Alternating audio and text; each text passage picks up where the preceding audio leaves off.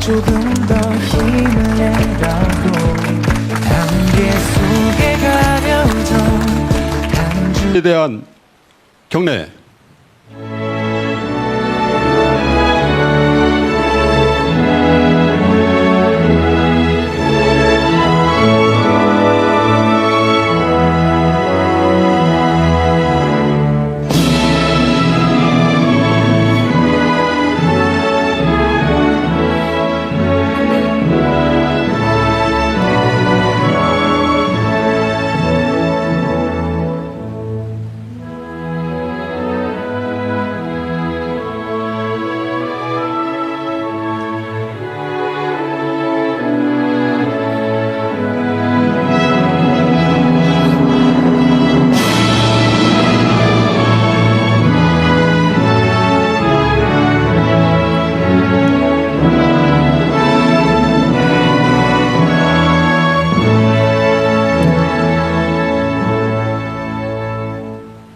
바로 모두 자리에 앉아 주십시오.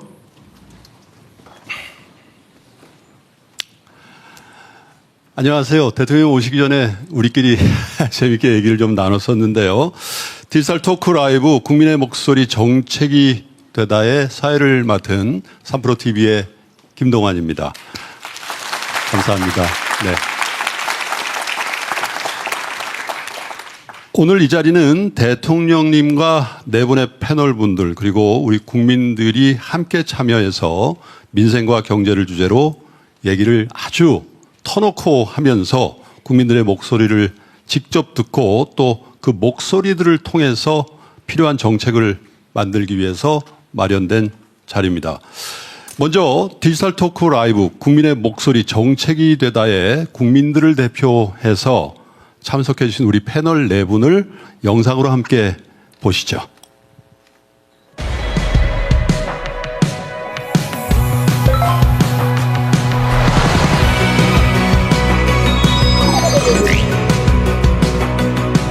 이번 시간을 통해서 현실적인 방안을 이야기할 수 있는 그런 보람찬 시간이 됐으면 좋겠습니다. 좀 더 다양한 것들을 보실 수 있을 거고 이 농사가 다 끝나고 나면 여기 주민들과 함께 마을 축제를 한번 열 거예요. 과연 정부 지원 사업만으로 해결할 수 있는 건지 좀 더 적극적으로 논의해봐야 될 때라고 생각합니다.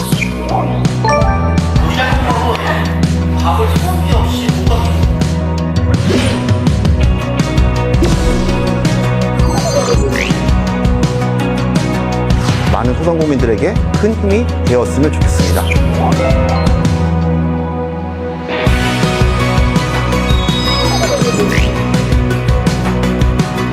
토크가 정책으로 이어지는 중요한 출발점이 되기를 바랍니다.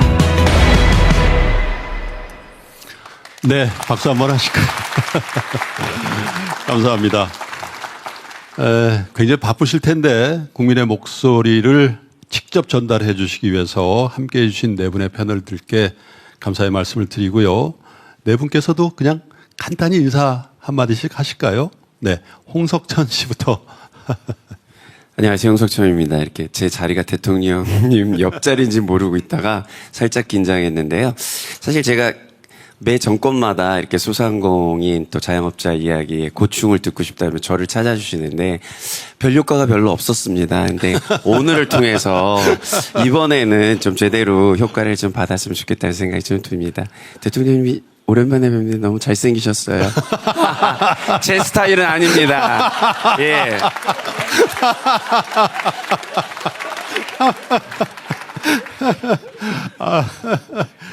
자, 다음은 MBC PD셨고요. 지금 로컬 기획자로 활동 중이시죠. 최별 PD님도 간략하게 인사하시죠.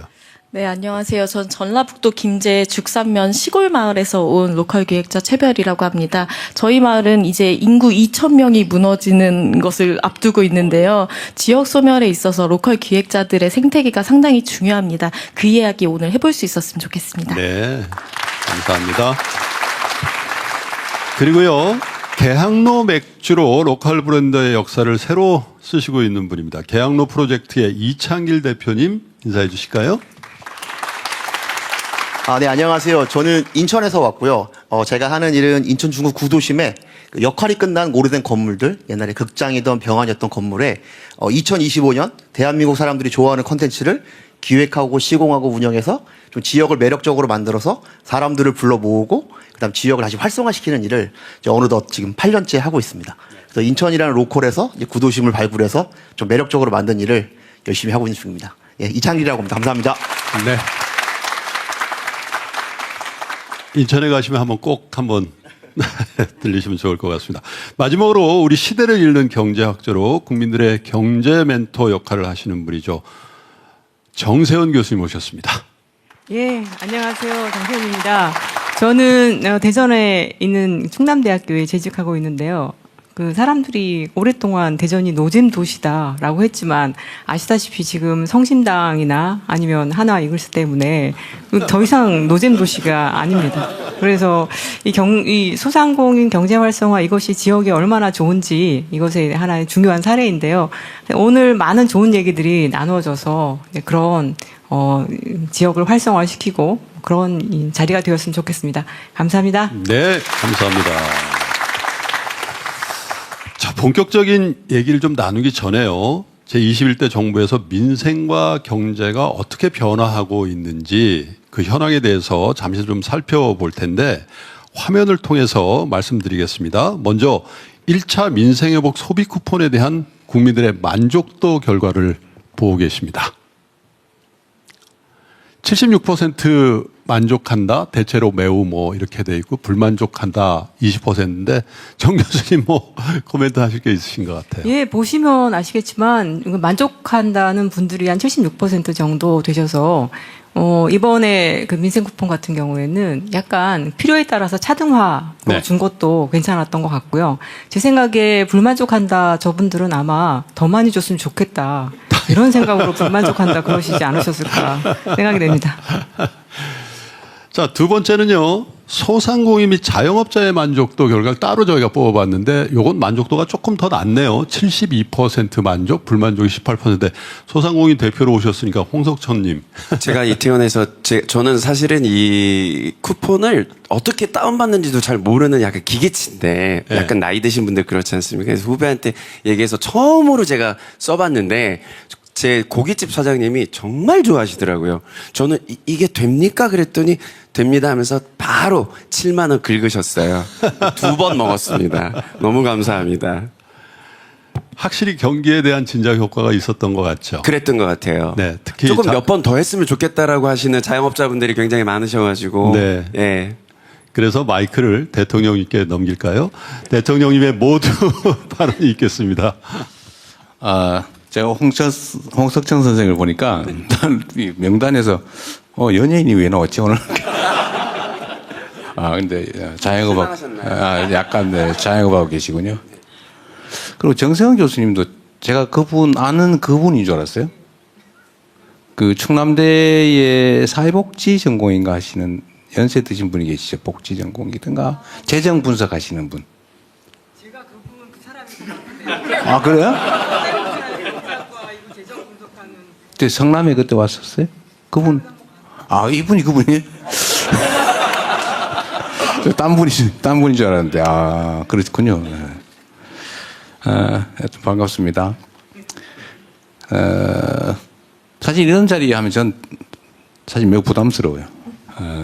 우리나라 경제 상황이 사실은 평균적으로는 나쁘지 않은데 압도적 다수의 사람들은 매우 힘들어해요. 왜 그럴까? 당연히 불평등 때문이죠.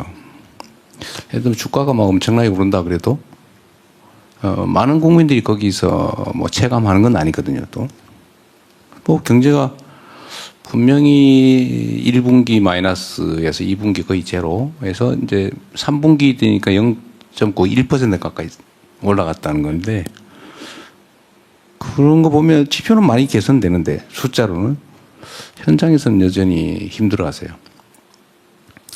저는 정치라고 하는 게 보통 생각하면 목소리 높여서 사태질하고 싸우는 거 생각하지만 정치의 본질은 사실 국민들이 지금보다는 더 나은 환경에서 살아갈 수 있게 하는 거잖아요. 그냥 민생, 국민의 삶. 민생 그러면 너무 막 식상한 단어이긴 한데 국민의 삶, 사람의 인생 삶이라고 보면 정말로 중요한 일이죠. 근데 그 중에 제일 중요한 게 사실 경제 문제예요. 먹고 사는 문제. 과거에도 뭐 등 따시고 배부른 게 최고다라고 얘기하는 것처럼 먹고 사는 게 힘들면 정말 피곤해요. 그것도 상대적인 빈곤감도 있죠. 다른 사람들은 잘 사는데 나는 왜 이럴까. 어쨌든 그런 문제를 최소화하고 사람들이 좀 희망을 가지고 살아가게 하는 게 정치이고, 뭐 누가 뭐라 하든 지금은 제가 최고 큰 책임을 지고 있죠. 그래서 사는 게 힘든 분들을 보면 제가 답답하고 뭐 책임감 이런 것 때문에 어깨도 많이 무거워지는 걸 느끼는데, 또 한편으로 보면 있는 자원을 적절히 잘 배분해 가지고 효율성 높게 쓰면서 지금보다 좀 낫게 만들고 있다는 거 생각하면 사실은 자부심도 생기고 보람도 있죠.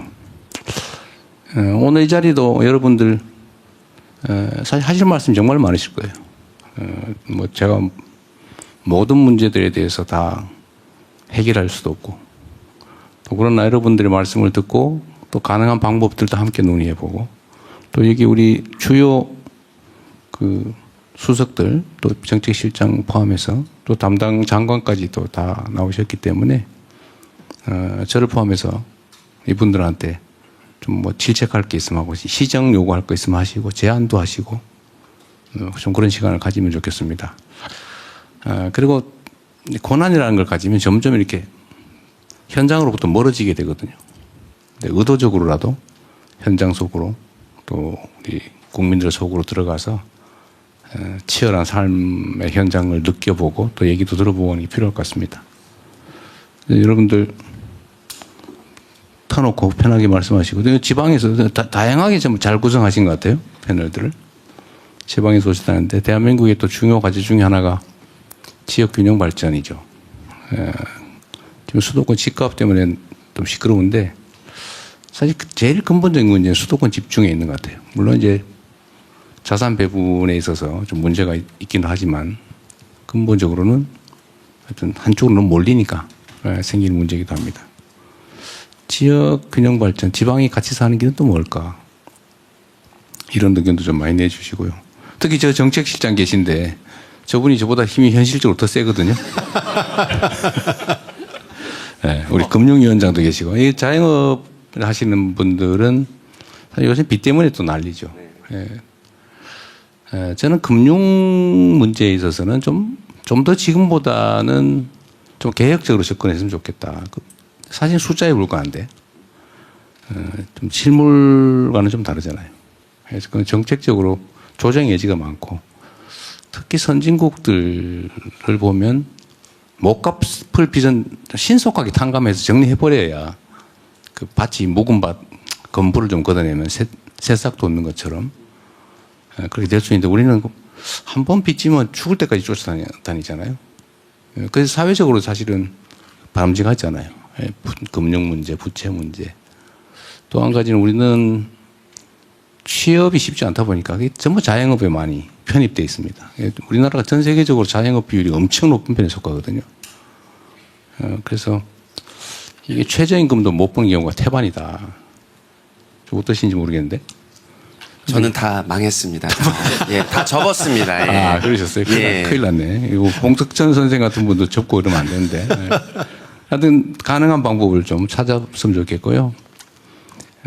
또 하나의 근본적인 심각한 문제는 양극화. 이 격차가 너무 심해요. 우리 사회가 가지고 있는 자원들이 너무 한쪽에 많이 쏠리면서 제대로 사용되지를 못하거든요. 누구는 없어서 못 쓰고, 누구는 남아서 안 쓰고, 못 쓰고. 그러니까 그 사회가 가진 자원과 기회들이 효율을 제대로 발휘하지 못하니까 사회 전체적으로 침체되거든요. 그래서 그렇게 되지 않도록 양극화 격차를 또 없앨 수는 없고 최소한으로 완화하는 거, 뭐 그 일들을 또 그건 정치가 해야 될 일이죠. 그런 얘기를 함께 나눠보고 실현 가능한 현실적인 정책들도 한번 같이 마련해 보면 좋겠습니다. 반갑습니다. 그런데 우리 사회자분, 내가 박수 쳤어요. 그런데 내가 분명히 대통령 들어오십니다. 일어서세요. 박수 쳤어요. 하지 말라고 그랬는데 누가 한 거예요, 아까 그거?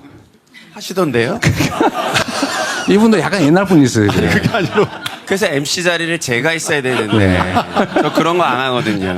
드릴 매일상으로 말씀은 많습니다만 인정하겠습니다. 어깨가 무겁다고 하셨는데 여러분 격려의 박수 한번 크게 주시겠습니까? 네. 감사합니다. 자, 그러면 이어서 디지털 토크 라이브 국민의 목소리 정책이 되다 일부 현장의 목소리를 주제로 대통령님 그리고 패널 분들과 얘기를 정말 진솔하게 한번 나눠볼 텐데요. 지금까지 국민 사서함을 통해서 접수된 민생 경제 관련 주요 사안을 보면서 말씀을 이어가시죠.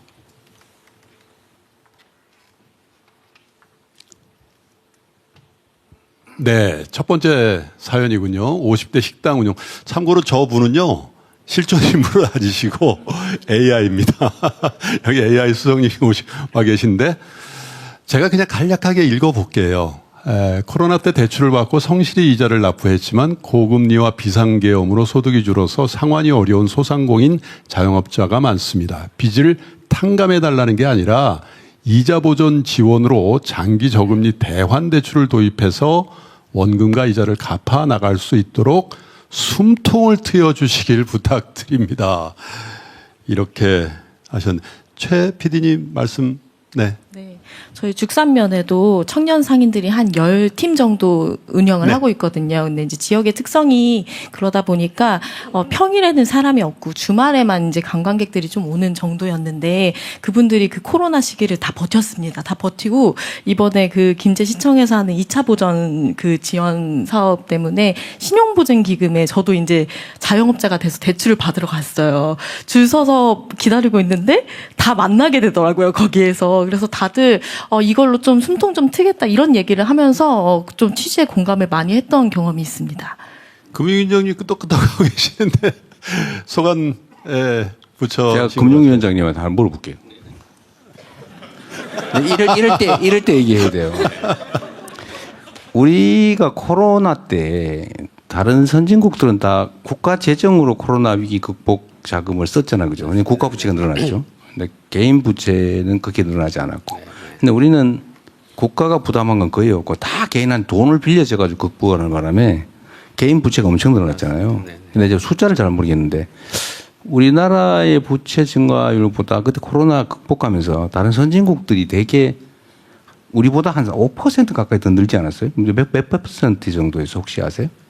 저기 정부 부채 늘어나는 게 대충 몇 퍼센트 한 늘어났던데? 그 미국 같은 게 한 10%포인트 이상 늘어났었죠. 그렇죠. 근데 우리는 거의 안 늘어났는데. 우리도 늘어나긴 늘어났는데 뭐 많이 안 늘어났죠. 근데 그 차이가 5%라고 보면 그냥 작게 잡아서 사실 5%면 우리 국가 GDP로 2,500조 정도 잡으면 5%면 얼마예요? 75조 원이죠. 75조 원이 사실 국가가 부담할 거를 개인한테 다 전가한 겁니다. 이거 명백한 사실이에요. 그러니까 최소 수십조 원, 100조 원 가까우게 우리는 다른 나라는 국가가 부담했는데 우리는 개인한테 돈을 빌려줘가지고 개인이 빚으로 견뎌온 거죠. 코로나를. 이만큼 사실 자영업자가 더 어려워진 겁니다. 근데 이 문제에 대한 대책은 솔직히 금융위 입장에서 어떠세요? 이런 걸 예를 들면 지금 우리가 그때 당시 뭐 PPP니 뭐 이런 제도 도입해야 된다, 탕감해야 된다.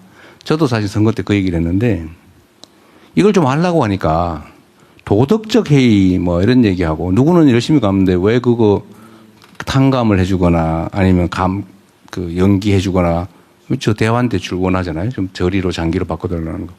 왜 그거 해주냐. 속된 말로 버릇 나빠진다. 도덕적 해이를 유발한다. 그래서 사실은 정책적으로 저항이 많지 않습니까? 그거 어떻게 해결해야 됩니까? 이제 먼저 대통령께서 제시한 그 구조적인 측면에서 한국이 코로나 위기가 났을 때 이 부담들을 어떻게 사회적으로 공평하게 효율적으로 분담을 하느냐 이 부분에 있어서 대통령께서 말씀하신 대로 그때는 정부는 가능한 적게 쓰면서 사실 부채로 일단은 막으면 결국 그렇게 됐을 때 코로나가 극복이 되면 경기가 좋아져서 부채를 다시 상환한다. 뭐 그런 정도의 흐름이 있었을 텐데 근데 보면은 부채는 늘었는데 또 금리는 올랐잖아요. 고금리가 됐잖아요. 근데 경제는 안 좋아지죠.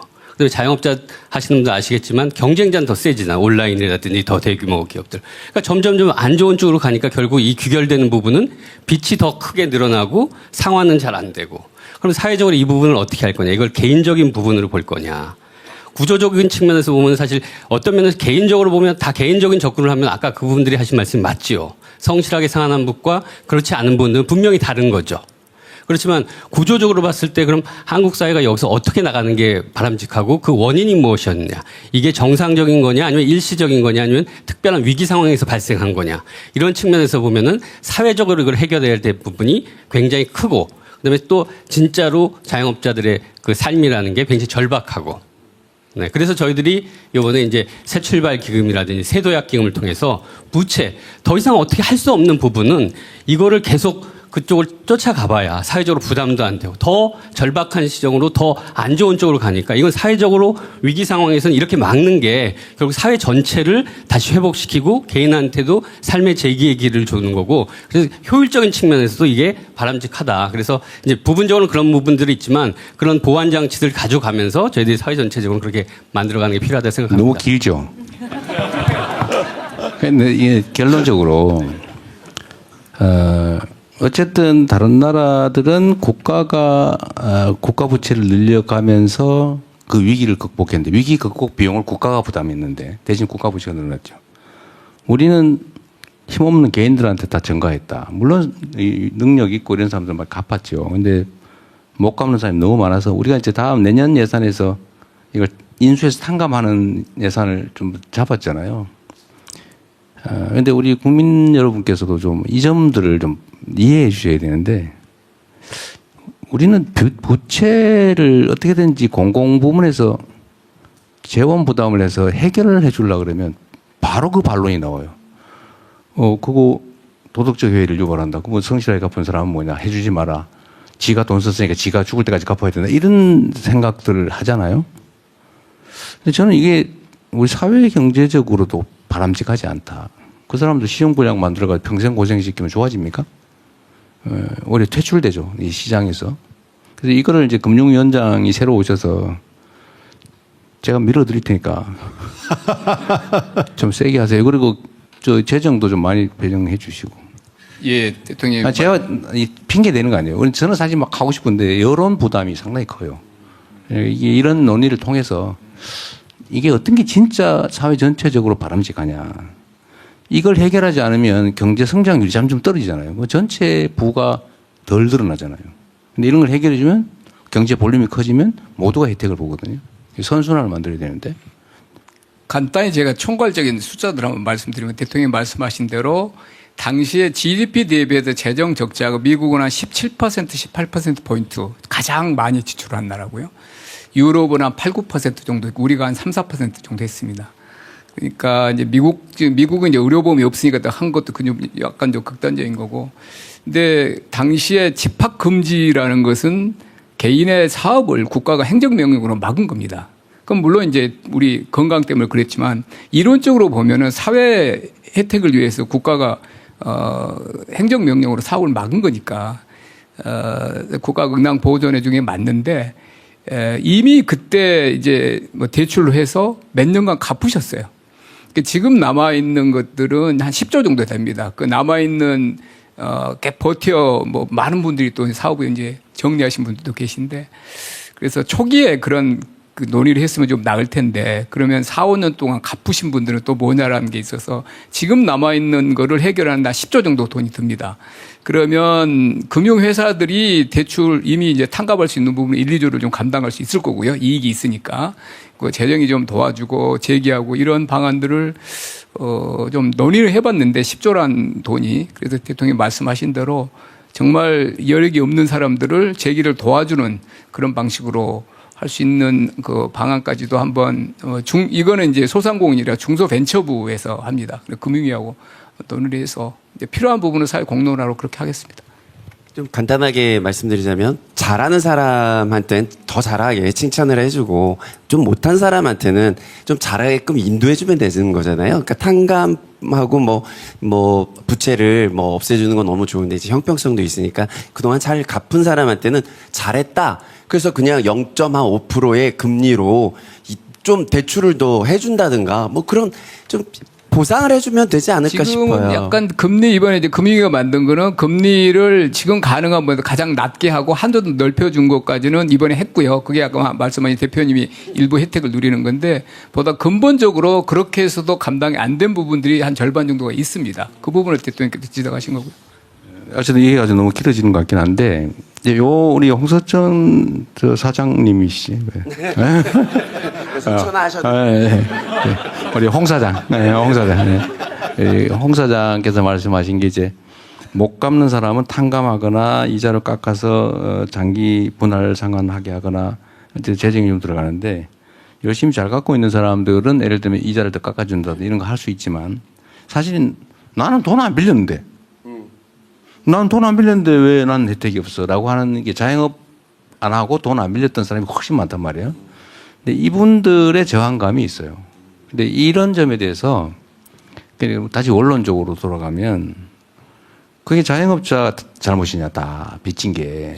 아까 얘기한 대로 집합금지명 제가 제일 먼저 그때 시작하긴 했지만 온갖 규제를 가하죠. 영업시간 제한 뭐 해가지고 사람들이 길에 안 다니까 영업 안 되고 장사 망하고 빚 늘고 했는데 이거는 사실은 재정이 담당해야 될 부분이죠. 즉 온 국민이 다 감당했어야 된다. 그때.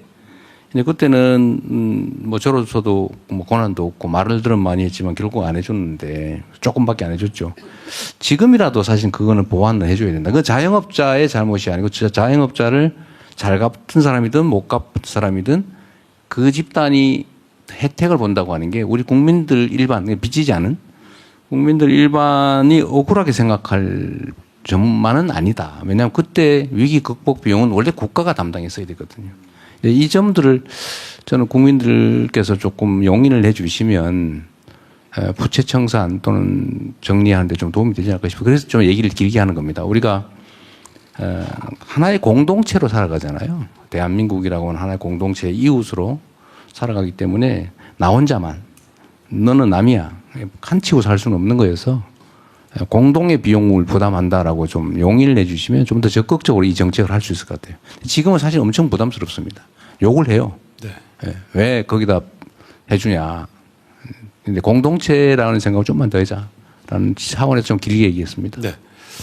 여러분 기대되시죠? 오늘 토론이. 예. 여러분은 기대가 되시고 저는 걱정이 됩니다. 자, 그러면 두 번째 사연은요. 고물가에 따른 생계비 부담에 관련된 사연인데 이것도 화면 함께 보시죠. 전남 장흥에 사는 대학생 아들과 초등학생 딸을 둔 엄마입니다. 시골도 물가가 너무 비싸 장바구니에 몇 개 담아도 10만 원이 훌쩍 넘어 서민들이 살기 힘듭니다. 물가 안정을 잡을 수 없을까요? 먹는 것만이라도 풍요롭게 사 먹고 싶습니다. 교수님. 예, 아마 모든 국민들이 다 뭐 이 문제로 고민이 있을 것 같은데요. 저는 좀 궁금해요. 이게 단기적으로 어떤 대책을 통해서 해결될 수 있는 뭐 유통 부분 구조 개선이나 아니면 장기적으로 우리나라 농업 자체가 좀 이제 기후가 바뀌었으니 좀 바뀌어야 되나. 그래서 정부에서 여기에 대해서 어떤 대책을 가지고 있는지 좀 오늘은 좀 들어보고 싶은 그런 생각이 있습니다. 이거는 정책실장님께 저희가 마이크를 한번 드려볼까요? 예, 뭐 대통령께서 제일 강조하시는 부분이 물가고 오늘 국무회의도 말씀하셨고 뭐 일주일에 한 번씩은 말씀하시는 것 같고요. 직접 또 회의도 주재하고 계시는데 지난 이 2020년 이후에는 특별히 이제 팬데믹 이후에는 국제적으로도 이렇게 원재도 높고 그런 거시적인 요인도 어렵고 최근에 지금 대통령이 6월 달에 정부를 새로 맡아서 제일 먼저 강조하신 것이 가공식품들, 식료품 왜 이렇게 이유 없이 그런 거시적인 환율 그런 거 말고 갑자기 튀는 거는 정부가 경계를 느슨해하고 이렇게 좀 방치한 부분이 있다. 그래서 저희가 그런 그 뭐 계란 같은 경우에도 산란계 현지 산란계 협회가 이렇게 막 가격 조정하는 그런 문제 우리가 좀 시정해가지고 계란값도 한 15% 저희가 낮췄고요.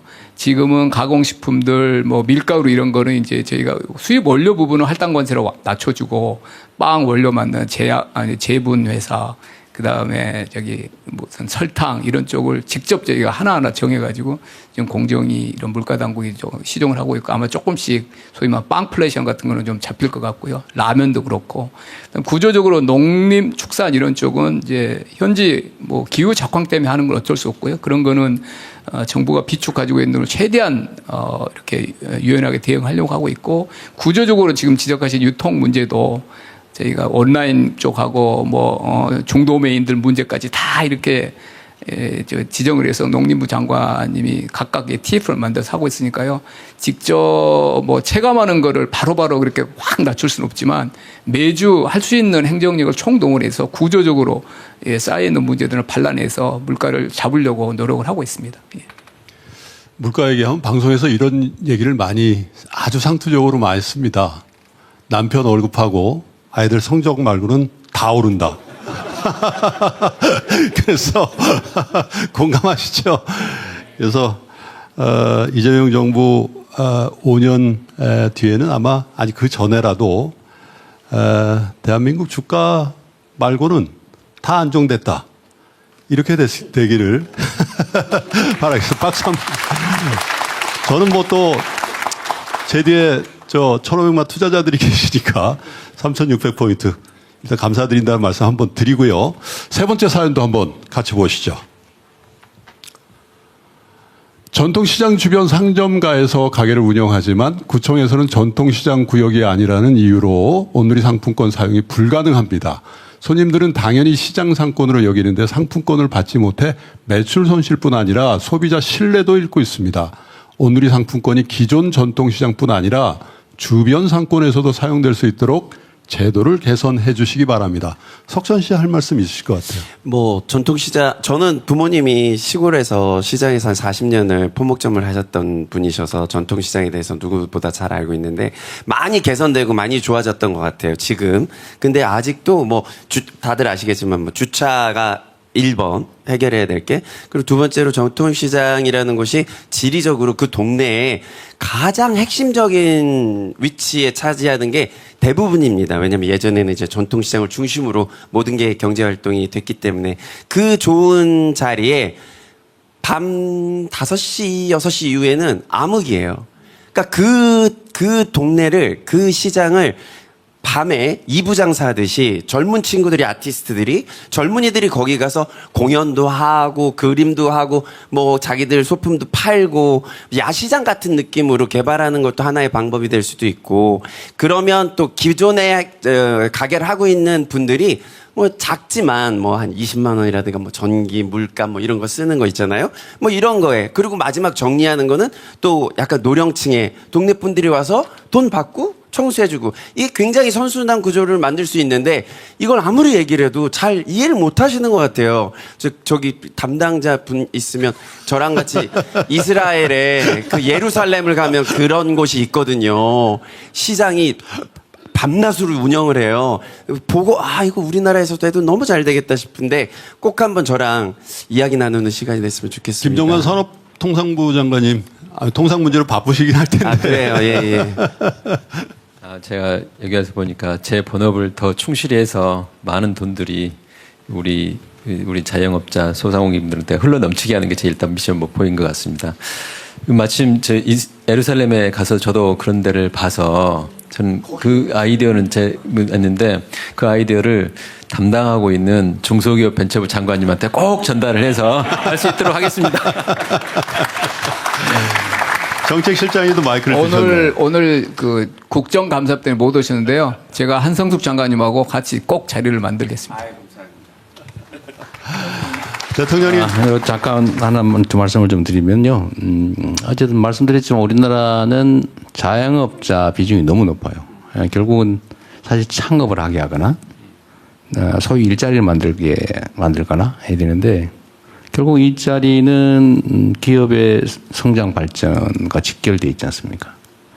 어쨌든 그건 우리 산자부 장관이나 중소기업부에서도 열심히 할 거고, 또 창업도 사실 많이 늘려서 자영업 내의 경쟁을 좀 줄여야 돼요. 우리는 너무 넘쳐요. 저는 그런 생각이 들던데, 하여튼 이게 누가 가서 이제 경쟁 과잉으로 망하면 그 자리 또 누가 들어 또 망하고 이 무슨 개미지옥 같은 느낌을 줘서 너무 안타깝던데요. 어쨌든 그거는 국가의 산업 경제 구조를 바꾸는 것에 결국 달려 있다. 뭐 그건 우리 총력을 다할 건데 어쨌든 조금 그건 기대해 주시고요. 당장의 문제로 지금 온누리 상품권 얘기는 이제 온누리 상품권하고 지역화폐는 지역 제한이 있냐 없냐가 결정적인 차이죠. 근데 대한민국의 문제 제 입장에서는 온누리 상품권은 저기 소진도 잘 안 됩니다. 근데 사실 그 예산을 지역화폐로 저는 바꿔야 된다고 생각해요. 지역화폐에 대한 지원 비율을 좀 늘리고 대신에 지역화폐는 좀 불편하죠. 부산 사람은 부산에 쓰고 뭐 광주 사람은 광주에 쓰고 이제 이렇게 해서 균형 있게 좀 흘러갈 수 있게 저는 지금 자본주의 시장 시스템의 장점이기도 한데 경계가 사라졌다는 거잖아요. 칸이 없어졌어요. 아니 막 경남에서는 부산으로 몰리고 부산에서는 서울로 몰리고 서울은 지금 뉴욕으로 몰린단 말이에요. 이게 전 세계적인 현상이라 어쨌든 여기에 적당한 칸을 쳐서 일부는 좀 여기서 자체적으로 흘러갈 수 있게 해야 되고 그게 결국 지역화폐죠. 약간의 불편함을 우리 국민들이 감수하는 대신에 지역 또는 부문, 동네 골목, 소상공인 여기가 살아날 수 있게 하는 거죠. 그래서 온누리 상품권보다는 지역화폐에 대한 지원 비율을 늘리거나 지원액을 총액을 늘리거나 어쨌든 여기 좀 집중하려고 생각 중입니다. 네. 시간 관계상 네 번째 마저 볼까요? 네, 영세 자영업자 운영자금 대출 지원에 관련된 사연인데요. 퇴직금과 빚으로 작은 프랜차이즈 닭강정 가게를 시작했지만 장사가 잘 안 돼 매달 고정비, 카드값, 대출 상환을 감당하기 어렵습니다. 신용도가 떨어져 추가 대출도 막힌 상황에서 그만두지도 계속하지도 못하고 힘겹게 버티고 있습니다. 영세 자영업자가 최소한 버틸 수 있도록 운영자금 대출 지원을 요청합니다. 이창길 대표님 말씀하실 게 많으실 것 같아요. 4번 질문이 사실상 1번 질문과 그 맥을 같이 한다고 생각이 드는데요. 저도 코로나 기간에 장사를 했었고 이제 그 기간 동안에 곧 끝날 거라고 생각이 들어져서 제가 직원들을 자르지 못하고 같이 있었을 때 무슨 생각했냐면 와, 이 감당을 왜 내가 해야 되지?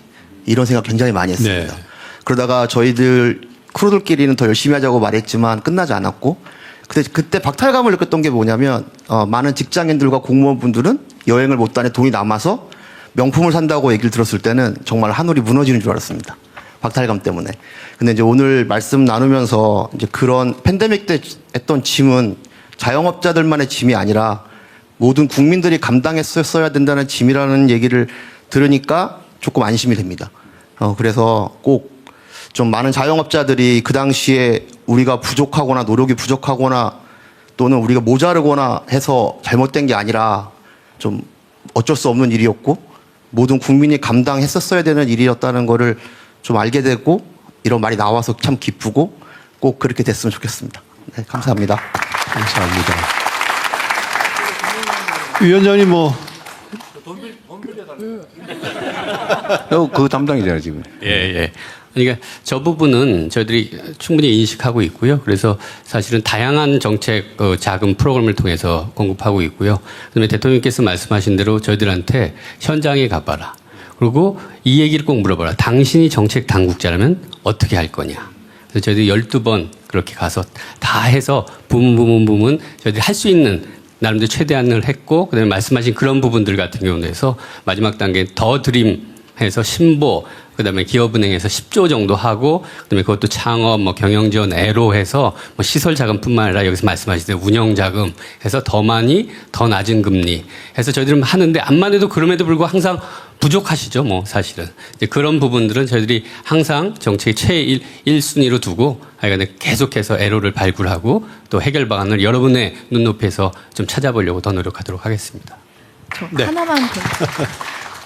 아까 대출 얘기가 나오니까 생각이 나는 사례가 있는데 저도 얼마 전에 신용보증기금을 통해서 심사를 받아서 대출을 받았거든요. 이제 직장인으로서 신용대출을 받는 거 외에 사업자로 대출을 받는 게 처음이라서 사실 그 문턱을 넘기가 너무 힘들었습니다. 근데 그러면서 겪게 된 게 이게 되게 대출을 받으러 가는 것 자체가 되게 죄인 같은 기분이 들더라고요. 자영업자가 되고 나서 처음 느끼는 기분이었는데 그 친절한 금융이라는 말이 있더라고요. 그래서 소상공인이나 자영업자들에게 사실은 대출은 모두 다 받는 거잖아요. 근데 거기에 가면 심사하시는 그 창구에 계신 분들이 본인도 모르게 그렇게 하시는 것 같아요. 워낙에 많은 분들이 대출을 받으러 오고 다양한 사람들이 있으니까. 근데 저 같은 경우 그 창구에서 되게 힘든 일이 있었는데 나중에 지점장님이 나오셔서 사연을 다 들어주시고 대출 심사까지 다 챙겨주시고 나서 나중에 저한테 편지를 보내주셨어요. 네, 직접 친필로. 근데 이제 제가 처음 사업을 하는 사람 같으니까 저한테 뭐 그런 당부를 하셨더라고요. 사람이 많이 붙을 건데 이상한 사람 만나지 마라. 뭐 앞으로 이렇게 해라. 뭐 자본금은 이렇게 해라. 완전 초보 자영업자한테 그랬을 때 그 엄청난 힘이 되더라고요. 그분이 저한테 돈을 준 건 아니지만 그런 친절한 금융을 만났을 때 자영업자들이 힘을 얻게 되는 것 같아서 그 이야기도 한번 드리고 싶었습니다. 어느 은행 어느 지점장님인지 모르겠지만 정말 그런 분들이 은행장도 되시고 그랬으면 좋겠네요. 좋은 은행은 알려줘야죠. 신용보증기금 김제지점이었습니다. 네. 박수 한번. 네. 뭐 지금 일과 중이라서 이 방송을 못 보실 텐데 녹화 방송으로 또 이재명 TV를 통해서 보실 수 있으니까 보시고 또 용기를 또 얻으셨으면 좋겠습니다. 네. 사회자님, 제가 금융 문제에 대해서 사실은 어떤 얘기를 하면 엄청난 비난을 받거나 그런 경우가 많아요. 근데 내가 이 얘기를 할까 말까 그러다가 또 한 번 더 하기로 했는데. 하십시오. 우리가 이제 공동체 원리라고 하는 게 있잖아요.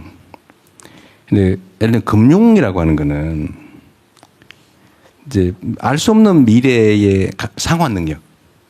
이걸 가지고 이제 이거는 확률상으로 이 모집단 안에서는 몇 %가 못 갚을 가능성이 있다라고 하면 그걸 계산해 가지고 비용으로 산정을 해서 이자를 다 올려서 받잖아요.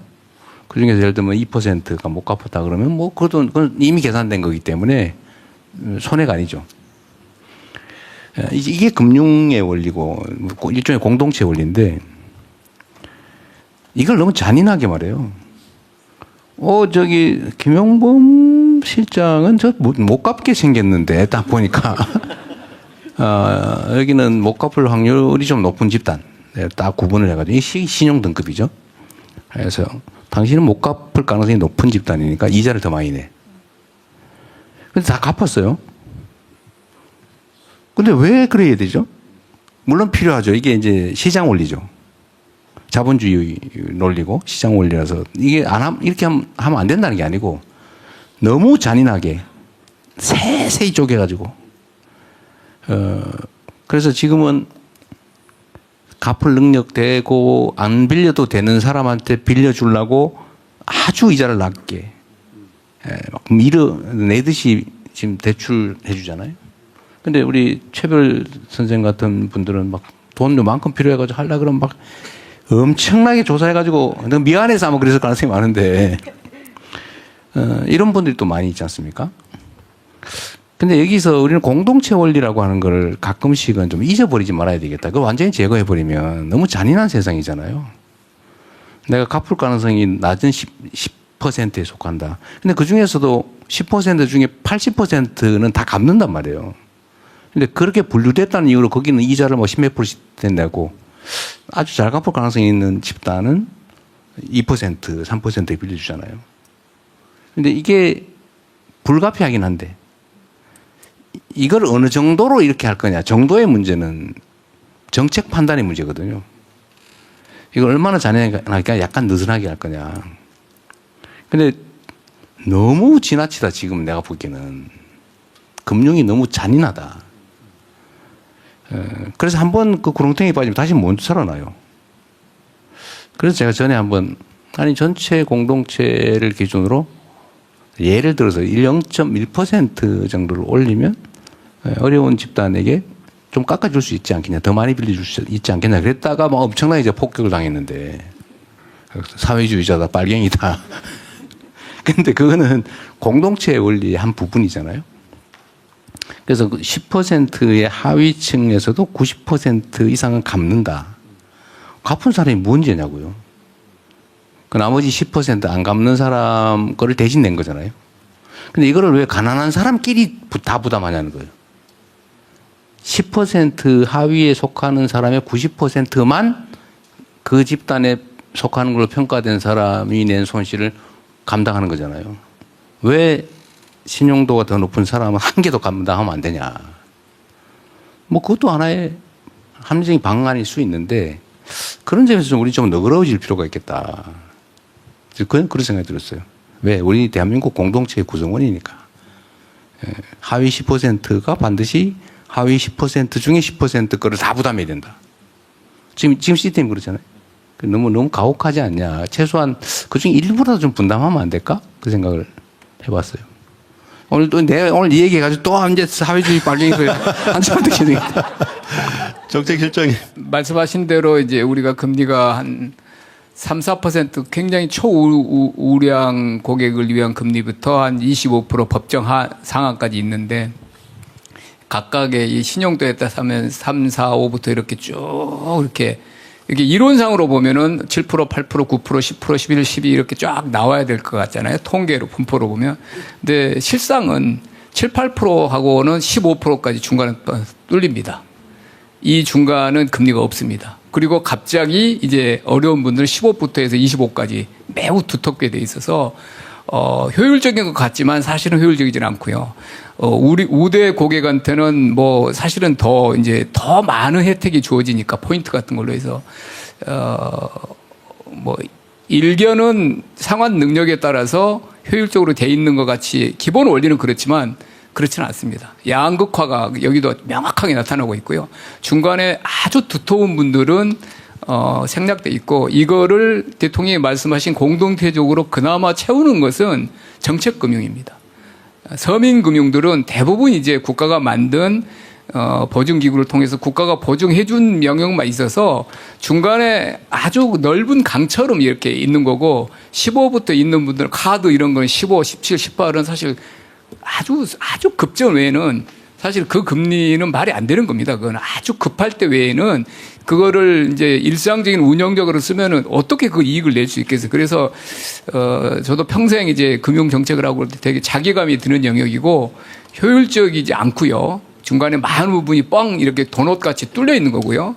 이 한 1,000만, 1,500만 부분이 이 밑에 있는 분들은 일단은 거절당하는 거고 대부분. 거절당하지 않으면 15 내지 25 말이 안 되는 거를 그냥 그나마 잡는 거고 이거는 이제 채워주는 부분이 위에서 이제 금융기기에서 안 되면은 재정이 조금 더 서민금융 상품을 더 늘리고 일반 은행들이 조금 이렇게 사회 기여나 이런 걸 통해서 이 중간 부분을 좁혀 나가야 되는데 효율적인 부분도 있는 것 같지만 많은 부분은 의외로 굉장히 비효율적인 부분이 방치되어 있는 영역도 많고 아까 말한 15%부터 이 영역은 대통령이 말씀하신 대로 정말 좀 굉장히 비정하고 어떤 그 정글 자본주의의 거의 극단화된 형태로 지금 운영되고 있습니다. 그런 부분은 좀 저희가 고민을 많이 해서 대안을 만들어 보겠습니다. 그러니까 이런 점에 대한 우리 공감대라고 그럴까? 우리 국민들 사이에 공감대가 좀 필요한데 만약에 그 금융기관이 빌려주는 돈이 내가 개인적으로 번 돈, 개인에게 맡긴 돈을 오로지 그것만이라면 이게 말이 돼요. 절대로 손실을 감수할 이유가 없으니까. 근데 지금 금융의 거의 상당 부분은 인허가를 통해서 국가 발권력을 대신 행사하는 거잖아요. 금융기관 진입 차단하고 몇 개만 허가해줘가지고 정책금융이든 국가의 뭐 발권력에 의한 통화정책에 따른 돈을 빌려주잖아요. 예금보험도 국가가 해줍니다. 그러니까 그런 보호도 해주고 그 국민의 세금으로 이렇게 기관을 지원까지 해주면서 영업을 하기 때문에 이건 완전히 개인적 이익만 추구해서는 안 되는 거죠, 원래는. 근데 지금은 마치 그게 당연한 것처럼 생각하는 거. 이게 지금 금융에 대한 근본적인 생각을 조금 바꿀 필요가 있겠다. 우리 금융위원장님 연구 많이 해주세요. 네, 그 국민들한테 설명, 설득을 많이 해줘야 될 것 같아요. 맞습니다. 그 대통령 말씀하신 거를 방법론상으로도 다양한 방법이 있을 것 같습니다. 그러니까 결국 자영업자분들이 느끼시는 거는 내가 내 신용 상태에 맞는 그 금리를 내가 지불하고 있느냐. 너무 과잉으로 내가 너무 높은 금리를 내 능력, 내 상환 능력. 왜냐면 나는 아직 안 보여줬는데 난 뭐 이력도 없고 그다음에 어떻게 보면 다른 데이터는 통신 데이터는 잘 갚았는데 다만 금융에 처음 갔기 때문에 금융의 이력은 없을지언정 다른 이력들은 많기 때문에 이거가 만약에 반영이 됐다면은 아마 내 금리는 더 낮아갈 수 있는 건데. 그러니까 어떻게 보면 다양한 그 정보들이 이분들의 그 상태를 제대로 평가할 수 있으면 훨씬 더 거기서 다른 룸들이 생길 수 있을 텐데 그런 부분이 너무 기계적으로라든지 너무 지금의 신용평가가 금융, 요 상환, 여기에만 집중돼 있기 때문에 그런 부분에서도 아마 해결점을 찾지 않을까 하고 그런 부분도 저희들이 그래서 다양한 대안 모델을 통해서 그런 부분. 아까 최별님 같은 경우도 보면 신보에 간 게 그나마 신보가 보증을 해줬기 때문에 그나마 금리가 낮아서 갔고 근데 거기서 좀 잘 갚으시면 거기서 등급들이 올라가시고 그래서 자꾸 정규 제도권에 들어가시고 그게 검증되고 능력을 보여주시고 그러면서 더 낮은 금리로 가고 이런 선순환을 만들면 그런 부분에서 상당 부분 또 해소될 수 있는 부분이 있지 않을까 그런 생각을 합니다. 꽤 오랜 시간이 흘렀습니다마는 그 인터넷 뱅크라는 걸 우리가 면허를 내주고 새로운 산업으로 육성을 할 때도 여러분 다 기억하시겠지만 새로운 기술로 신용평가를 한다든지 해서 중금리 대출을 활성화한다.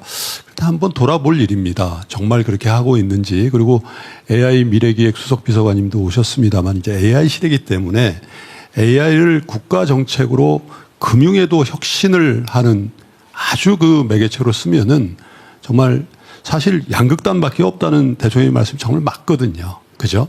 그래서 그 중간 지대의 어떤 금융이 포용금융이라는 측면에서도 또 혁신금융이라는 측면에서도 발현될 수 있도록 애를 써 주시면 좋을 것 같습니다.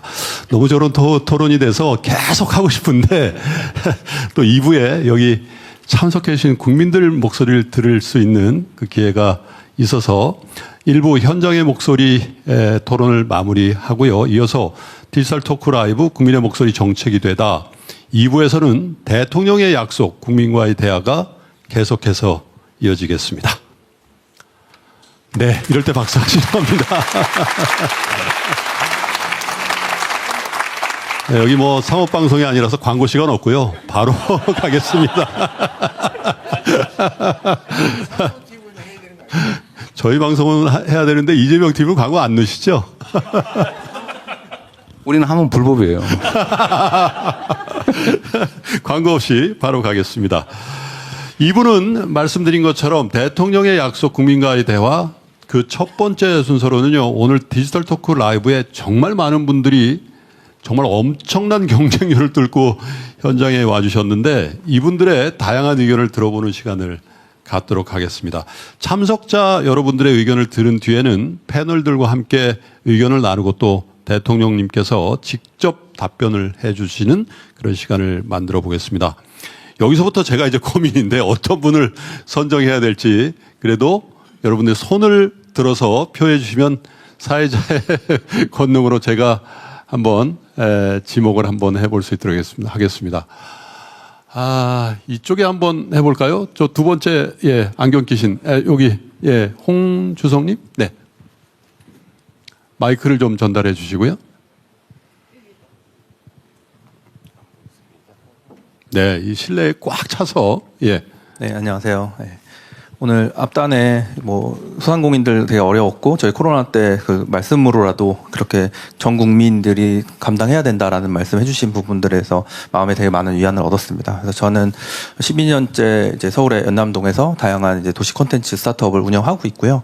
그 로컬 브랜드 포럼이라는 이제 사단법인으로 전국의 다양한 이제 로컬 브랜드들이 함께 하고 있습니다. 그래서 오늘 이 자리에서 말씀드리고 싶은 부분은 오늘 소상공인과 관련된 이제 지원책이나 이런 부분 얘기 많이 해주셨지만 조금 더 우리 미래지향적으로 본다라고 하면 한국에 아주 많은 크리에이티브를 가지고 지금 창업하는 비기술 창업가들이 많이 있습니다. 예. 그래서 어떻게 보면 이창길 대표님이나 최별 대표님도 마찬가지고요. 그래서 이런 분들은 이제 미래의 희망이라고 저희는 생각을 하는데 한국의 정책 중에 조금 이제 빈 자리가 사실 소상공인들을 대부분 지원의 대상으로만 보고 있습니다. 근데 이런 스타트업 같은 새로운 혁신적인 비즈니스 모델을 가지고 비기술 창업을 하고 있는 청년 세대들 그리고 시니어 세대들이 되게 많이 있습니다. 그래서 이런 분들은 지역에서 성심당 아니면 삼진어묵 같은 브랜드가 될 수 있는 기업가형 이제 소상공인이라고 볼 수가 있는데 이런 부분들에 대해서 국가 정책에서도 로컬 크리에이터나 기업가 소상공인 정책들이 있지만 아직은 이제 시작점에 있다라고 볼 수 있고요. 그래서 그와 관련된 저는 금융이나 투자 정책들이 좀 필요하다라고 생각합니다. 그래서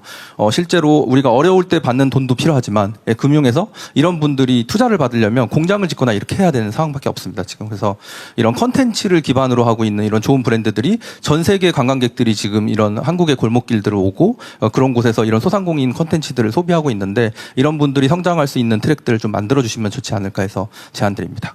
네, 감사합니다. 석천님, 이 부분에 대해서 말씀이 있으실 것 같아요. 굉장히 이런 친구들이 꼭 주변 이렇게 거점으로 이렇게 있어줘야 자영업자분들이 이렇게 모여서 그룹으로 동네도 살리고 각 개인 업장도 굉장히 살리는데요. 이렇게 아이디어가 좋은 젊은 친구들이랑 이야기하면 이 아이디어를 도대체 누구한테 얘기를 해서 이 지원도 도움도 받을까 이 채널을 잘 모르겠는 거예요. 그래서 항상 제가 알아보고 해도 그걸 담당하고 있는 분이 어디 부서인지를 잘 몰라가지고 이런 분들을 모아서 약간 좀 우리는 커뮤니티가 있으니까 소통을 잘 하고 있는데 이걸 이제 정책으로 넘어가려고 할 때 그 징검다리를 잘 모르겠더라고요. 그 접근성이라는 네. 측면에서 사실 아까 저희 쉬는 시간에도 홍석천 님이 말씀하셨는데 자영업자 중에 젊은 자영업자도 많지만 사실 굉장히 연세가 많으신 분들 자영업자비 굉장히 높습니다. 이분들은 사실 정부의 정책이나 이런 것들에 대한 접근성이 굉장히 많이 떨어져서 사실 아까 그런 표현 하셨잖아요. 젊고 유능한 분들이 다 찾아 드시고 이거 내 건 어디 갔나 그땐 다 이미 소진되고 그런 일들이 실제로 많이 있다는 겁니다. 예. 굉장히 좋은 말씀인데 사실은 이제 또 정부 이제 중소벤처부가 1차로 하고요. 중소벤처부는 사실 기술 창업 쪽에는 그동안 30년 동안 굉장히 많은 노력을 했습니다. 프로그램도 많고 엑셀러레이터도 있고 팁스 프로그램도 있고 저기 모태펀드도 있고 그러는데 제가 오늘 말씀하신 걸 보면 비기술 창업, 비정형적인 이런 로컬 크리에이터 이런 부분이잖아요. 이런 부분들은 사실 우리 이제 트렌드에 따라서 새로운 창업군들이 생기는데 이게 프로그램을 디자인하는 사람들은 못 따라갑니다, 여기를. 여기 현장 트렌드가 팝업 있고 이렇게 가는데 그래서, 한참 이렇게 후행을 하게 되는데 제가 중소벤처 장관님한테 이런 영역들이 앞으로는 더 유망하고 사실 우리나라 또 지역도 하고 그러니까 젊고요. 그래서 약간 문화적인 그런 컨텐츠 쪽인데 이쪽 아마 있을 것 같은데요. 그런 프로그램들 더 늘리고 더 현장 조직도 늘리고 그렇게 해서 이런 미트업 같은 걸 많이 하도록 그렇게 제가 말씀드리고 우리 정책실에도 더 많이 하도록 하겠습니다. 근데 프로그램의 어떤 영역은 너무 많을 정도로 그렇게 많이 또 있거든요. 그러니까 이게 이 전환을 해야 되는데 시대 환경에 따라서 그렇게 적절하게 하고요. 중소벤처부입니다. 그리고 무조건 저희 정책실에 알려주시고 그럼 제가 다 연결해 주겠습니다. 예. 네, 이창길 대표님. 네, 드리고 싶은 말씀은 지금 대한민국에서 AI 투자를 진짜 많이 해야 된다고 생각을 하고 있습니다. 그래야 대한민국 전체가 업그레이드가 된다고 생각을 하고 있는데요. 저희가 이제 대한민국이 점점 멋있는 나라로 가고 있고 저희가 여행을 떠나도 이제 유럽으로 가면 작은 도시로 가잖아요. 일본으로 가도 작은 도시로 가고 아마 전 세계에 계신 분들이 대한민국으로 와서 이제 서울이 아니라 작은 도시로 곧 여행을 하게 될 겁니다. 근데 AI는 기술이니까 많은 사람들을 무감하게 할 수 있고 편하게 할 수 있지만 우리가 실제로 콘텐츠가 없으면 사실 AI를 쓸 수가 없습니다. 그런데 저는 아까 지역에 있는 로컬에 있는 것들이 많이 발전이 되고 자신들이 좋아하는 일을 하고 먹고 살 수 있는 시대가 돼야지만이 그게 매력이 될 것이고 그래야 외국에서 손님들이 왔을 때 AI로 편리하지만 매력적인 건 이거다라는 것들이 있을 것 같습니다. 그래서 아마 대한민국 정부에서 로컬 크리에이터나 로컬에 대해서 투자를 하지 않으면 앞으로 향후 몇 년 내에는 아마 재미없는 대한민국이 될 가능성이 굉장히 크다고 생각합니다.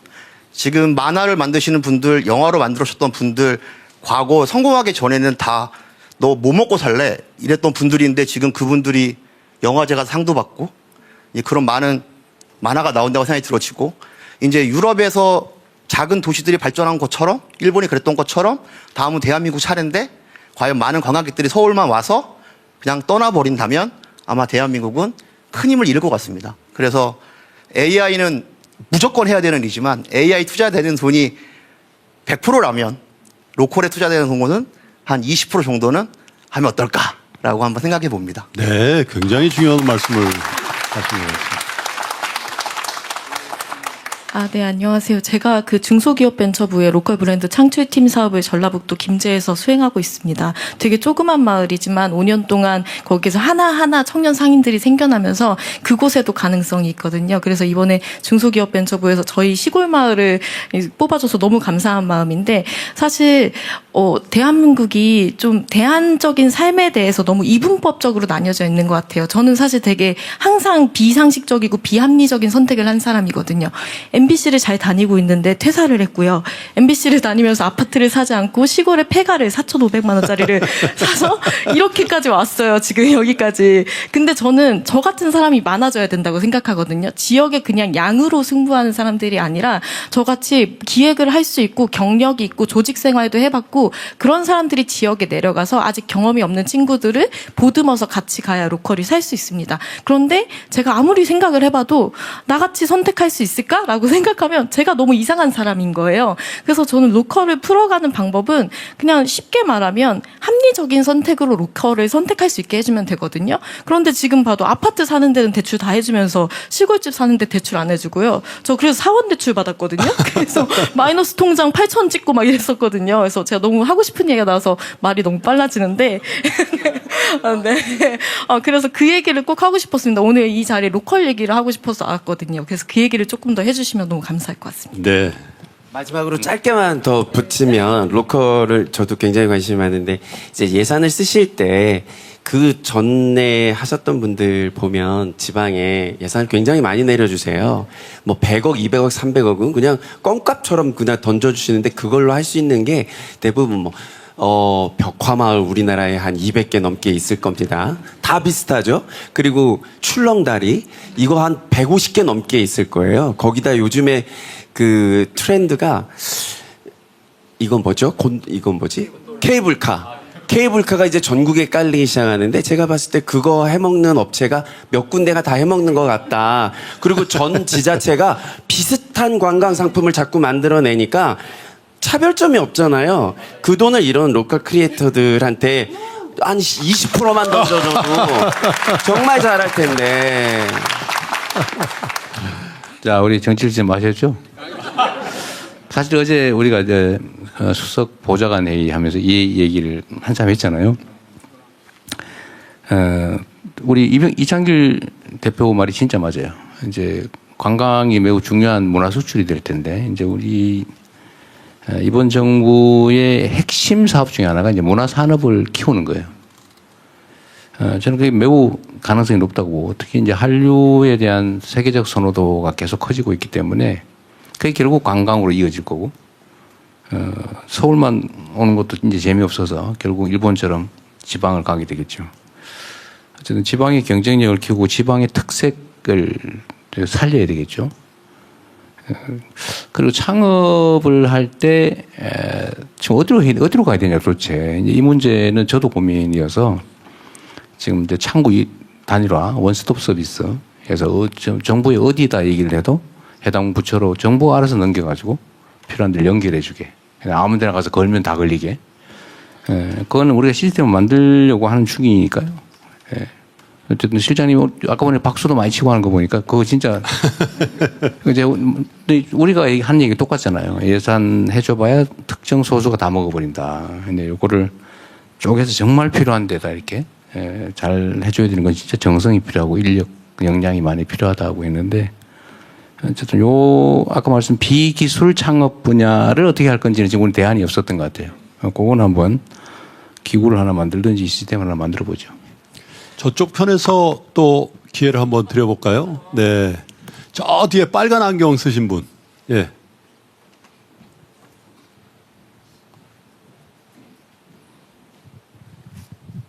네. 네. 이 자리에 이렇게 서 있다는 게 정말 기적 같습니다. 윤 정권에 60대, 70대, 80대 어르신들이 싸워주셨고, 우리 청년 대진년들이 남태령에서 그렇게 해서 일궈낸 이런 뿌듯한 자리여서 더 감회가 새롭고요. 또 얼마 전에 우리 대통령님께서 국민의 안전에 가는 것은 지나친 것이 부족함보다 100배 낫다라고 말씀도 하셨거든요. 근데 우리 국민들은 지금도 우리 대통령님께서 너무나 일을 너무나 많이 하셔요. 그래서 불안도 하거든요. 그래서 우리 국민들은 대통령님께 말하고요. 경호원들께 말씀드립니다.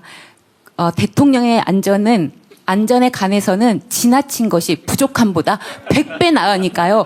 꼭 대통령님의 안전 꼭 부탁드리고, 오늘 오다 보니까 철저하게 검사하시니까 정말 안심이 됐어요. 주변에 그런 분들 많아요. 불안하다라고 생각하시는데 이제 불안 안 하고요. 우리 대통령님 하시는 일들 정말 국민을 사랑하고 또 대한민국의 경제를 사랑하고 또 여기 계신 분들이 또 이 대통령의 마음을 알아서 같이 한 마음으로 움직여 주시고, 제가 생각하지 못했던 것들을 다 들으니까 저런 부분까지 생각하고 계셨구나라고 생각하니까 정말 뿌듯하고요. 너무 기분이 좋아요. 네. 그리고 여기는 또 자영업자만을 위한 자리가 아니고 자영업자이기 이전에 대한민국 국민이거든요. 국민이 잘 살아야 자영업도 잘 살고요. 대기업도 잘 사는 거예요. 그래서 가정이 바로 서야 되는데, 이번에 마중물로 주셨는데 그거 마중물 아니었습니다. 그냥 생수 사서 먹기에도 급급했거든요. 그래서 고기 사고요, 생수 사고요, 쌀 사고요, 그리고 밀어놨던 안경 샀습니다. 네, 우리 국민들은 안경 예쁘세요. 이거는 제가 아가씨 때 썼던 거고요. 저는 아직 못 사요 아직. 네, 그래서 이 자리에 이렇게 있는 게 너무 행복하고요. 대한민국 국민이라는 사실이 너무 행복하고요. 우리가 문정부 때 우리가 투표를 잘해서 윤정부 안 넘어갔으면 우리 대한민국 K-팝, K-푸드, K-드라마, K-방역, 그 다음에 이제는 뭡니까?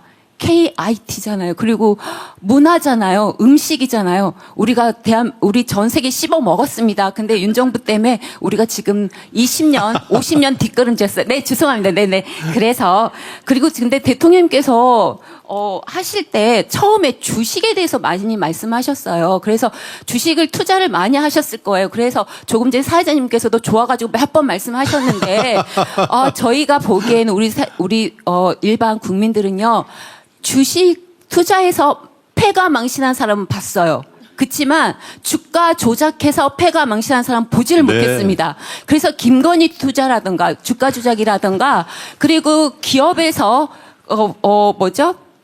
주주를 잘 배당해서 정말 대통령께서 말씀하셨으니까 안전하게 주식을 투자해도 나에게도 집을 사서 투자하는 것보다 부동산보다 낫구나, 건전하구나라는 것을 알 수 있게 좀 꼼꼼하게, 옥순 씨, 매 눈으로 저기 정책실장님 따로 저기 미팅 자리 해놓을 테니까. 네네네. 네, 그래서 이제 본론은요. 간단하게. 저희 자영업, 결국은 또 자영업인데요. 어제부터 계속 이제 그 대기업 총수들 다 오고 그랬는데요. 그래서 지금 국감하고 계시잖아요. 그런데 저도 코로나 때부터 해서 그게 활성화가 돼서 배달의 민족 이런 거 하잖아요. 근데 그때는 너무나 활성화돼서 몰랐는데 이게 2, 3년 오다 보니까 아무리 플랫폼 수수료, 가맹점 갑질, 노동 문제, 유통업계 수장들 이런 게 그 배민 회사나 요기요 이런 데가 이런 소상공인한테 너무나 많이 이렇게 투여를 해요. 그거를 전가를 시켜요. 그래서 수수료 때문에 우리 자영업자들은 너무나 노예처럼 일을 하거든요. 근데 그런 거를 노조도 있잖아요. 그런 것처럼 이 자영 가맹점들이 모여서 어떤 거가 알겠습니다. 있어서 없다면 21대 국회들 너무 열심히 일했지만 통과된 게 하나도 없었거든요. 22대 국회의원들께서 그런 법이 없다면 우리 국민 소상공인을 위해서 할 수 있는 알겠습니다. 그런 법안도 해주셨으면 고맙겠습니다. 네, 죄송합니다. 감사합니다. 너무 정말 하고 싶은 말씀이 많으셨던 것 같아요. 네. 이분 말씀에 대해서 코멘트 한번 하실 분이 계실까요? 제가 간단하게 넘어갈게요. 우리 김동완 선생도 잘 아실 텐데, 주식해서 집안 망하는 거는 작전 잡주에 단타 투자해서 그래요. 그죠? 저 말입니까? 대통령님도 그럴 뻔 하셨다는 거 알고 있습니다. 작전주, 소형주 그 단타 매매하다가 제가 IMF 때 완전히 다 날렸어요. 근데 그러면 절대 안 된다는 걸 제가 배웠죠. 예, 그래서 우량주 장기 투자하시라고. 예. 알겠습니다. 자, 다음에 안 보이는 데서 한번 해볼까요? 네, 이름이 권능이시네요. 조권능님. 제 마이크를 드릴게요. 네, 감사합니다. 저는 전라북도 군산에서 왔고요. 군산에서 이제 전통주를 빚는 사람입니다. 근데 그런 소상공인인데 저는 사실 오늘 아까 로컬 창업에 대한 이야기 그런 이야기들을 좀 더 심도 있게 다뤄보고 싶었는데 그 중에 이제 좀 저희 이야기가 나오지 않았던 부분이 있는 것 같아서 그 부분 좀 이야기하고 싶습니다. 특히 이제 저희가 이 소상공인이라고 불렀을 때 지금 오늘 하루 종일 상인에 대한 이야기만 했어요. 근데 사실 소상공인은 상인과 공인인 거거든요. 그러니까 만드는 사람들, 그러니까 영어로는 메이커고요. 상인들은 비즈니스맨입니다. 그러니까 사실 우리는 이거를 구제의 대상이 아니라 어떻게 보면 우리가 대한민국 혁신을 만들어낼 성장 동력으로 소상공인, 그러니까 상인이자 공인인 사람들을 좀 육성해야 되는 정책들이 앞으로 좀 필요하지 않을까. 그러니까 상인의 좀 현실 감각과 그런 공인의 어떤 기술력, 장인력 이런 것들을 바탕으로 우리가 아까 로컬에 외국인들이 오는 것도 중요하지만 우리의 물건들을 잘 생산해서 외국으로 판매하는 어떤 수출에 대한 전략들 이런 것들은 사실은 미국의 경우에도 첨단 산업 실리콘밸리에서 IT 기업들 매우 많이 배출하지만 사실 스타벅스도 있고 나이키도 있고요. 되게 다양한 생활 문화 브랜드들이 있거든요. 그러니까 우리나라도 첨단 산업은 대기업들한테 맡기고 이런 생활문화 산업들, K 생활문화 산업은 우리 소상공인들한테 제대로 소상공인들을 상인을 공인을 육성해서 제대로 맡겨주시면은 아마 크게 기여할 것으로 생각합니다. 감사합니다. 아마 제조업에 대해서 두 가지 이중적인 정서를 갖고 있는 것 같아요. 우리가 미국 제조업 살린다고 가야 되는 정서도 대기업 차원에서 있는데 또 기저에는 우리 제조업에 대해 포기한다 이런 좌절감도 같이 있는 그런 말씀이신 것 같은데 대통령님. 맞는 지적이십니다. 우리 정책실장님 얘기 나온 김에요. 이게 지금 우리가 소상공인 정책을 한다고 하면서 사실 상인 정책만 하고 있어요. 그 지적이 많거든요. 근데 의외로 소공인들 지원 사업이 거의 없어요. 그래서 말씀 나온 김에 소공인들에 대한 지원이나 아니면 조직을 어떻게 할지 한번 검토해 보시죠. 네. 자, 건너편에 저 뒤에 주먹지신 분 돌아보시는 분 그분 맞습니다. 네. 제가 근데 사회자로서 조금 부탁드리면 지금 조건능님만큼만 하시면 제일 정답입니다.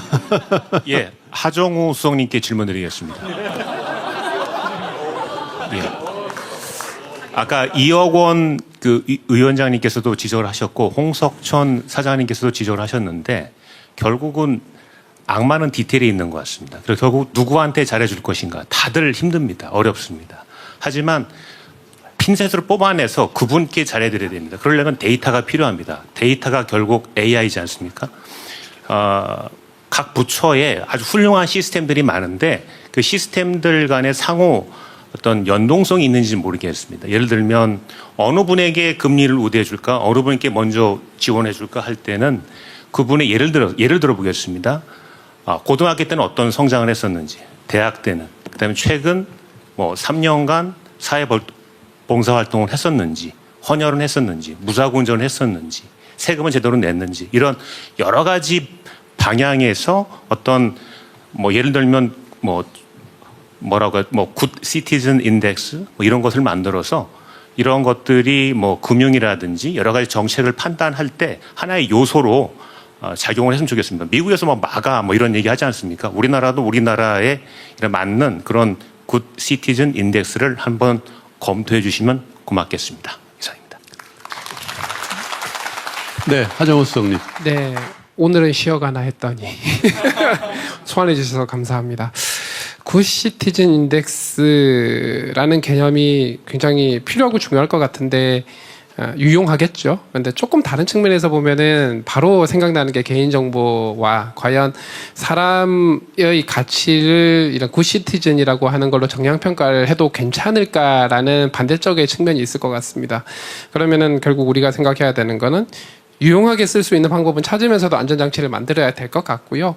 말씀하셨던 데이터들은 상당수 각 부처별로 다 보유를 하고 있습니다. 문제는 연결을 해서 융합을 해서 쓸 수 있느냐 아니냐가 어떤 경우는 약간 규제 측면에서 막힌 것도 있고 어떤 경우는 말씀드렸던 것처럼 굉장히 민감한 개인정보가 될 수도 있기 때문에 안전장치로서 막혀 있는 것도 있는데 말씀하셨던 것처럼 최대한 많이 잘 활용을 해서 어떤 전반적인 사회 공동체가 성장할 수 있는 방향 혹은 안전을 지키는 방향으로 좀 만들어 보고 했고 이런 논의를 AI 전략위원회에서 하고 있는 게 하나 있고요. 또 실제로 저는 앞서서 금융권에서 새로운 신용평가 지표가 필요하다고 말씀하셨는데 그런 것들이 사실 굉장히 중요한 신용평가 지표가 된다고 생각을 하고요. 뭐 N사라든가 K사 같은 이커머스에서 소상공인들을 위한 신용평가 모델을 사실 그런 것들을 좀 많이 활용을 합니다. 플랫폼 내에서. 그래서 이런 부분들도 함께 챙겨보겠습니다. 네, 감사합니다. 사실 오늘 토론회 시간이요. 1시간 정도로 예상하고 했는데 이미 15분이 초과됐어요. 대통령 어떻게 뭐 한 15분 정도 더 할까요? 네. 생각 같으면 한 15시간 해야 되는 상황인데요. 저기 빨간 옷 입고 손 흔드시는 분 마이크 드리시죠. 예, 안녕하십니까. 저는 김포에서 온 최민석이라고 하고요. 대통령님께 너무 감사드리는 게 취임 이후에 주식시장이 제가 고생을 정말 많이 했었는데 그 중에 하나가 폭발을 하는 바람에 제가 15년 만에 차를 3차를 뽑았습니다. 감사합니다. 그래서 너무 여기 정책 관련된 분들 많이 와 계시고 해서 너무 감사드리고, 이제 돈 들어온 김에 이제 부동산을 이제 살려고 제가 지금 전세를 살고 있습니다. 그래서 집을 이제 살려고 돈 들어온 게 준비를 하고 있는데 좀 수도권에 지금 아파트 값이 들썩거린다는 그 뉴스가 너무 많이 나서 전 민주당 정권일 때 저희들이 크게 한번 되었던 경험이 있어서 다시 또 진보 정권이 정권을 잡으면 또 이제 부동산이 폭등한다 이런 얘기들이 좀 있거든요. 그래서 혹시나 이제 집이 없는 사람 입장에서 강력한 부동산 정책으로 인해 꾼들이 더 이상 그 부동산 투기를 할 수 없을 만큼의 강력한 제재를 가해줬으면 하는 바람에서 말씀드리겠습니다. 네. 어떻게 이게 정책 당국자 얘기를 한번 그 각오를 한번 들어봐야 될 것 같은데 어떻게 오늘 국토교통부 장관은 안 오셨고 정책실장님. 네. 예, 저희가 이번 주에 아마 또 강력한 부동산 안정 내지 공급까지 포함한 대책을 제가 마련한 것을 발표할 수 있을 것 같고요. 말씀하신 대로 이번에 여러 이제 뭐 대책들이 있지만 부동산 시장에 대한 감독, 그 조직을 새로 만드는 거, 그리고 부동산 시장을 이렇게 신고가 뭐 하고 빠지고 이런 쪽으로 좀 소위 그 교란하는 분들에 대한 철저한 처벌. 내일이나 모레 이번 주 내에 아마 발표를 할 것 같은데요.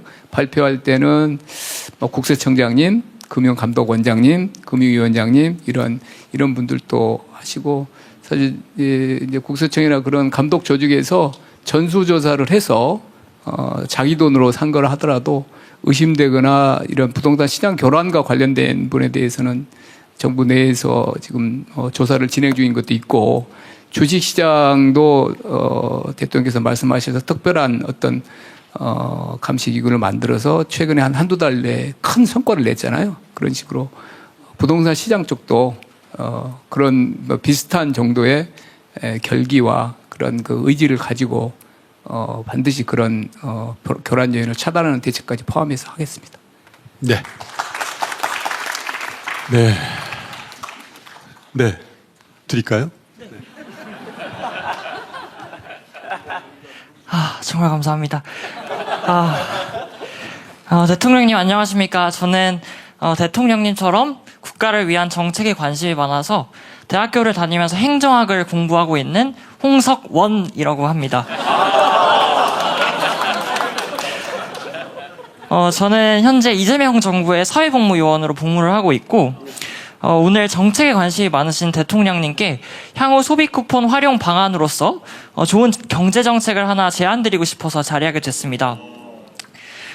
대통령께서도 아시겠지만 최근 경기가 불황일 때 모든 상권이 어려웠지만 지방의 상권은 더 어려웠다고 합니다. 경기가 안 그래도 안 좋은데 사람까지 없기 때문입니다. 그래서 제가 제안드리고 싶은 방안은 우리 사회의 공동의 과제인 지방상권 활성화를 위한 청년 여행수당 정책을 제안드리고 싶습니다. 지방상권 활성화에서 중요한 건 결국 수도 중심의 인구가 지방으로 이동하는 것일 텐데 저는 소비 쿠폰의 지역 화폐가 가진 발행 지역에서만 사용할 수 있다라는 특성이 수도의 인구를 지방으로 이동시켜서 지방의 상권을 활성화시키는데 아주 핵심적인 정책 수단이 될 수 있을 거라고 생각을 했습니다. 구체적으로 내용을 말씀드리면 액수는 뭐 정부에서 정하는 거겠지만 일정 기간을 두고 뭐 예를 들어서 한 10만 원 정도의 액수로 거주지가 아닌 수도권 외의 지역, 그러니까 지방의 지역 화폐를 여행수당 명목으로 지급을 하는 방안입니다. 쉽게 말하면 서울 사는 청년들한테 전라도 여행 가라고 전라도 지역 화폐를 주는 방안인데요. 이렇게 되면 정부의 소비 쿠폰 제도를 통해서 전라도 여행을 유도할 수가 있게 됩니다. 한 조사에 따르면 여행 소비액 중에 약 80%가 지역 상권에 관한 소비 액수였고, 그리고 같은 조사에서 1인당 평균 국내 여행 지출액을 보면 약 23만 원이라고 합니다.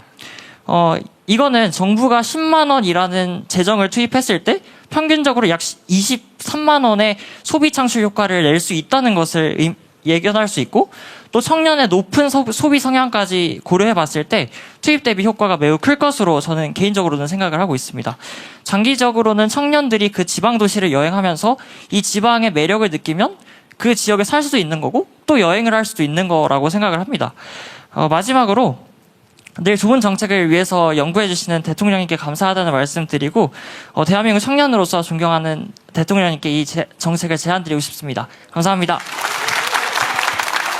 한 말씀 하셔야 되겠습니다. 네. 아주 훌륭하십니다. 이제 청년이라고 하는 연령에 이제 한정을 둔 방법인데 아주 유용하다고 생각되고요. 이 비슷한 거를 내년부터 정부 정책으로 합니다. 그 뭐냐면 또 홍보를 또 해야 되는데 거기가 강진이죠, 강진. 이 강진군이 강진에 여행을 와서 소비를 하면 거기 20만 원 한도로 강진 지역 화폐를 아마 줬던 것 같아요. 아마 소비액의 절반인데 최대 20만 원인가? 네, 20만 원. 근데 이걸 이제 강진에서만 쓸 수 있으니까 다시 강진을 가거나 아니면 강진이 운영하는 쇼핑몰에서 아마 쓸 수 있게 했던 것 같아요.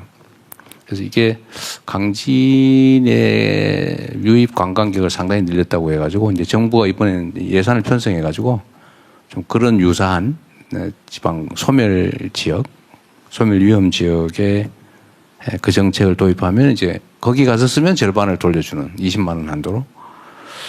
그거는 우리가 하고 있는데 예를 들어 수도권의 청년들에게 지방에 가서 쓰면은 뭐 일정액을 지원해주고 그것도 재밌는 아닌 것 같네요.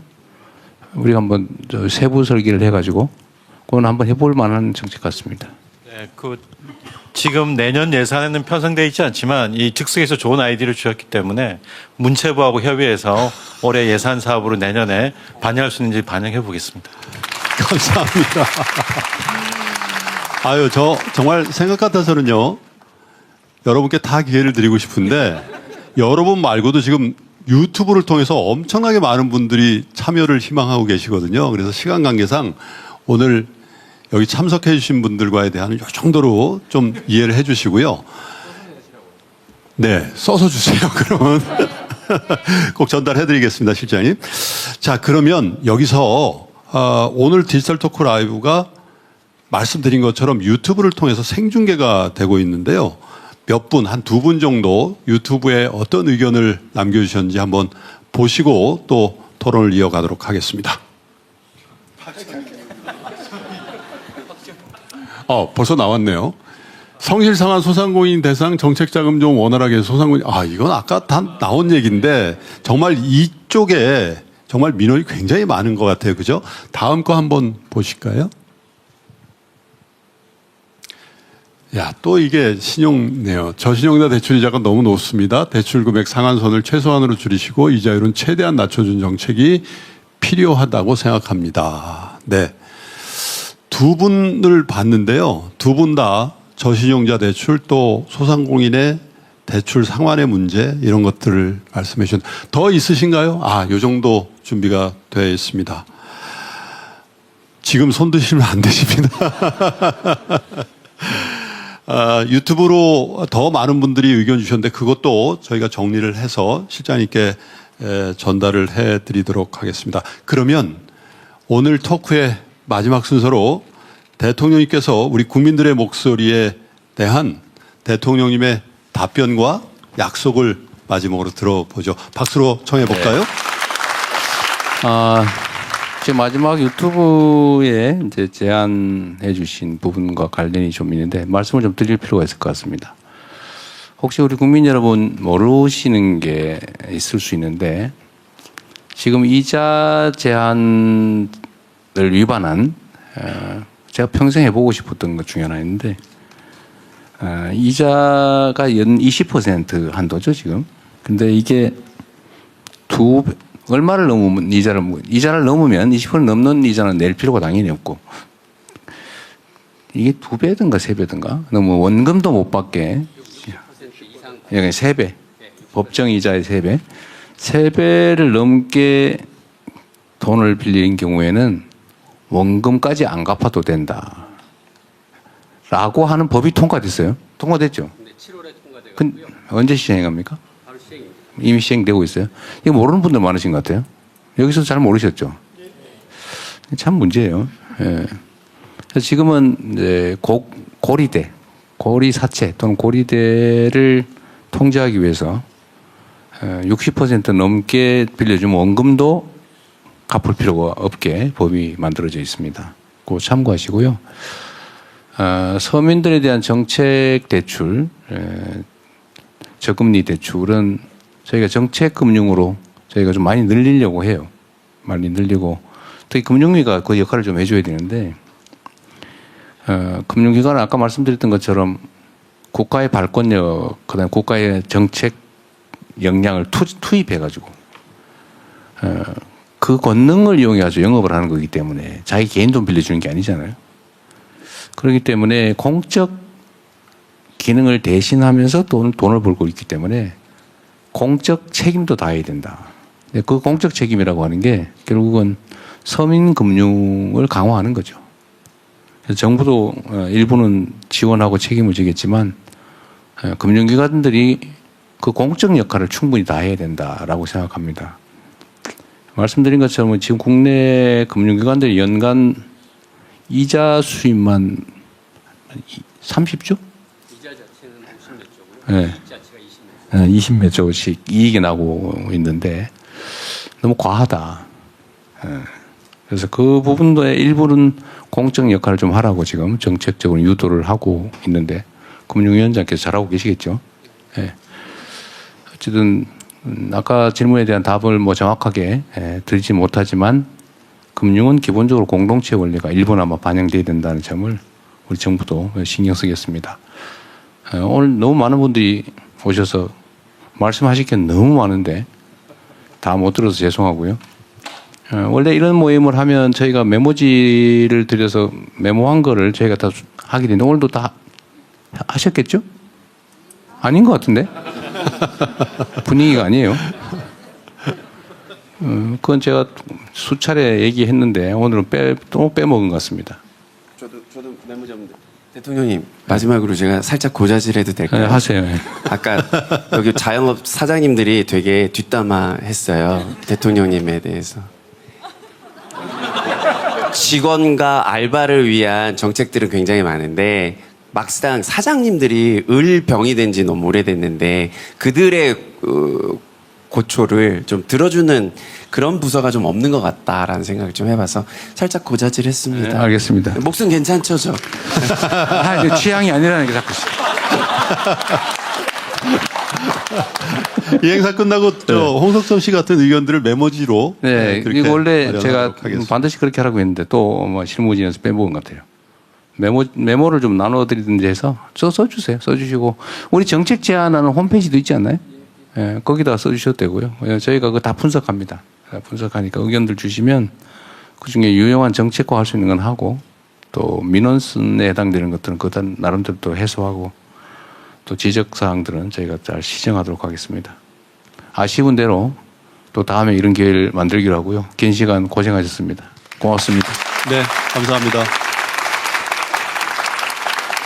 예전에는 나라가 부국강병하다는 게 군사력이 강해서 그죠? 이렇게 다른 나라 침략하고 그런 나라가 강한 나라라고 그랬는데 지금은 어쩌면 지혜 총량이 가장 풍성한 나라가 가장 좋은 나라가 아닌가 싶고요. 그러려면 오늘 우리가 나눈 것처럼 이런 소통이 지혜를 이렇게 넓게 확장하고 그래서 정말 강하고 부유한 나라가 되는 첫걸음이 아닌가 그런 생각을 해봤습니다. 이것으로 디지털 토크 라이브 국민의 목소리 정책이 되다를 모두 마치겠습니다. 아쉽지만 여러분 대통령님께서 약속한 것처럼 다음번 국민의 목소리 정책이 되다를 기대하시면서 오늘 이렇게 마감하겠습니다. 감사합니다.